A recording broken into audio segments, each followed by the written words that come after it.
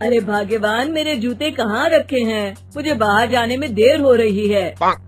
तभी मालती कमरे में आती है। ये रहे आपकी जूते, मैं इन्हें साफ करने के लिए ले गई थी। अरे वाह, तुम कितनी समझदार हो, मेरे बिना कुछ कहे ही सारे काम कर देती हो। तभी मालती झिझकते हुए रमेश से कहती है, सुनिए जी, आपसे एक बात कहूँ, बुरा तो नहीं मानेंगे ना?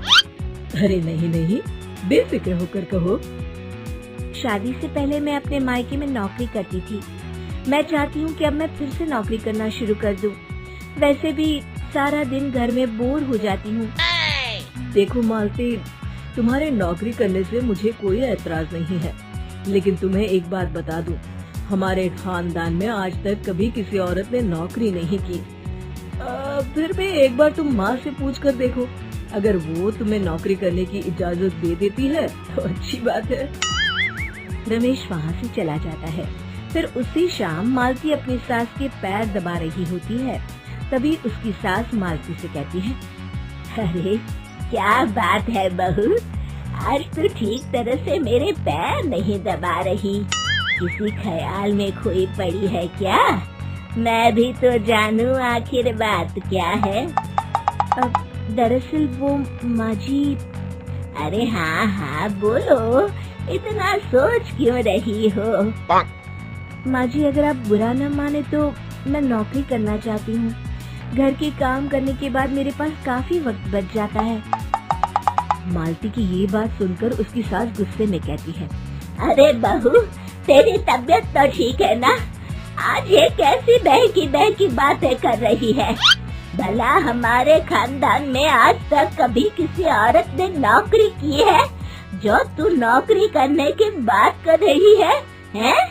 अरे बहू, तू क्या रिश्तेदारी में हमारी नाक कटाना चाहती है? जितना जल्दी हो सके अपने दिमाग से नौकरी का भूत उतार दे, और अब जा, जल्दी से रसोई में जा, खाना बनाने का वक्त हो रहा है। मालती मन मार कर खाना पकाने के लिए रसोई घर में चली जाती है। अगले दिन, नमस्ते माँ जी, कैसी हैं आप? अरे आओ आओ दिवाकर बेटा, बैठो, मैं तुम्हारे लिए चाय मंगाती हूँ। बहू, जरा एक कप चाय तो लेती आना।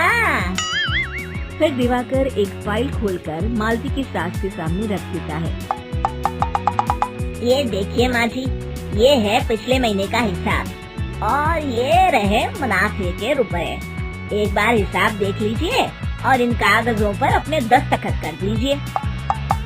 अरे दिवाकर बेटा, मैंने भला आज तक कभी तेरा हिसाब देखा है जो अब देखूंगी? ला बता, कहाँ दस्तखत करूँ? तभी मालती चाय लेकर वहाँ आ जाती है और अपनी सास को बिना कागजातों को पढ़े इस तरह लापरवाही से दस्तखत करते हुए देखकर हैरान रह जाती है। अच्छा माँ जी, अब मैं चलता हूँ, फैक्ट्री में बहुत काम है। फिर दिवाकर वहाँ से चला जाता है। कुछ दिनों बाद मालती बाजार में कुछ सामान खरीद रही होती है। तभी एक बूढ़ा आदमी उसे आवाज देता है, अरे मालती बेटी, कैसी हो? मुझे पहचाना? मैं तुम्हारी कंपनी में मुनीम का काम करता हूँ। हाँ चाचा जी, मैं आपको बिल्कुल पहचानती हूँ। कहिए, कैसे हैं आप? मैं तो ठीक हूँ, कंपनी में कुछ भी ठीक नहीं चल रहा, यहाँ तक कि हमें ठीक वक्त पर तनख्वाह भी नहीं मिलती। ये आप क्या कह रहे हैं? अब क्या बताऊँ, आप लोग तो कभी हिसाब किताब देखने दफ्तर आते नहीं। मेरी मानो तो एक बार आप लोग दफ्तर आकर सारा हिसाब किताब देख लो, आपको असलियत पता चल जाएगी। अच्छा बेटी, अब मैं चलता हूँ, देर हो रही है। फिर वो बूढ़ा वहाँ से चला जाता है। वहीं दूसरी तरफ मालती घर पहुंचकर अपनी सास को सारी बात बताती है। तभी वहाँ रमेश भी आ जाता है, लेकिन मालती की सास मालती की किसी भी बात पर विश्वास नहीं करती। तभी रमेश कहता है, अरे माँ, बिना आग के कभी धुआं नहीं उठता। जब मालती इतना कह रही है तो हमें एक बार दफ्तर चलकर देख लेना चाहिए। वैसे भी हम लोग काफी दिन से अपने दफ्तर नहीं गए हैं। इस तरह किसी एक आदमी के भरोसे काम छोड़ना मुझे भी ठीक नहीं लगता। अगले दिन वे सभी अपने दफ्तर पहुंचते हैं और सीधे दिवाकर के कैबिन में जाते हैं।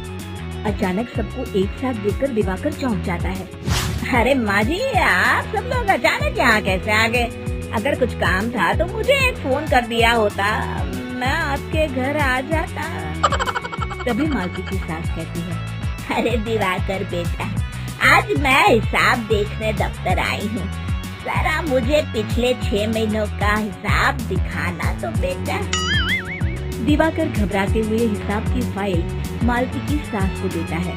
मालती की सास फाइल लेकर मालती को देती है और कहती है, ले बहू, देख ले हिसाब। मालती फाइल को बड़े गौर से देखती है और अगले ही पल उसे सारी गड़बड़ी समझ में आ जाती है। वो अपनी सास से कहती है, माँ जी, मुनीम चाचा बिल्कुल सही कह रहे थे। हमारी कंपनी में पिछले 6 महीनों में जितना मुनाफा हुआ है, हमें उसका आधा पैसा भी नहीं मिला। क्यों समझ लीजिए कि 1 रुपये में सिर्फ चवन्नी ही हमारे हाथों में आई है। मालती की बातें सुनकर मालती की सास गुस्से से दिवाकर को पूछती है, क्यों दिवाकर, मेरी बहू जो कह रही है वो सच है? दिवाकर समझ जाता है आज उसका भांडा फूट चुका है। वो गिड़गिड़ाते हुए कहता है, मुझे माफ कर दीजिए माँ जी, मैं पैसों के लालच में अंधा हो गया था। अरे वाह दिवाकर, तू तो एक नंबर का चोर निकला। इतने दिनों से मैं तुझ पर आँख बंद करके भरोसा करती रही और तू मुझे ही चुना लगाता रहा। अभी के अभी निकल यहाँ से और दोबारा अपनी शक्ल मत दिखाना। दिवाकर वहाँ से भाग जाता है।